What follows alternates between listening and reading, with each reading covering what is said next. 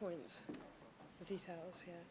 Okay. This new draft falls far short of being an agreement that will have any real impact on the grounds.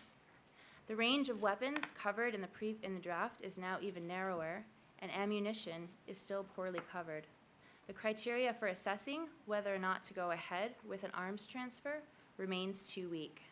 Frankly, after years of negotiation, we really don't believe that this is the best that diplomats can deliver. Essential, and This treaty is not good enough. This is not the treaty that we have been campaigning for 10 years. This is not the treaty that's going to save lives and protect people. The loopholes must be closed, and the President of the conference must listen to the voices of the majority who have been saying repeatedly during this first week of negotiations, and indeed in informal sessions continuing discussions over the weekend, what they want to see in the treaty and why this must be a treaty with very comprehensive scope of weapons covered and very tough and clear rules by which governments assess whether or not to authorise an arms transfer. What is being said about this treaty by the folks who... We are concerned that there's too much talk of consensus.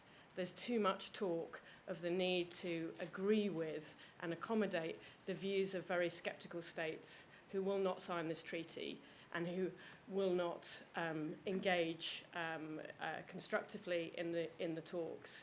This treaty should not be written by Syria. This treaty should be written by the many, many governments around the world who want to see the arms trade brought under control.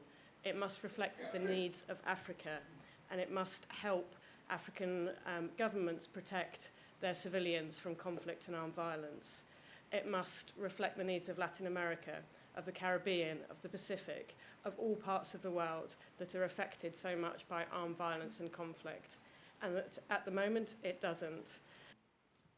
We are hearing that is coming. When you have drones, hand grenades, armored vehicles, and even military transport aircraft not covered in the treaty that's meant to regulate the arms trade, you know something is not right.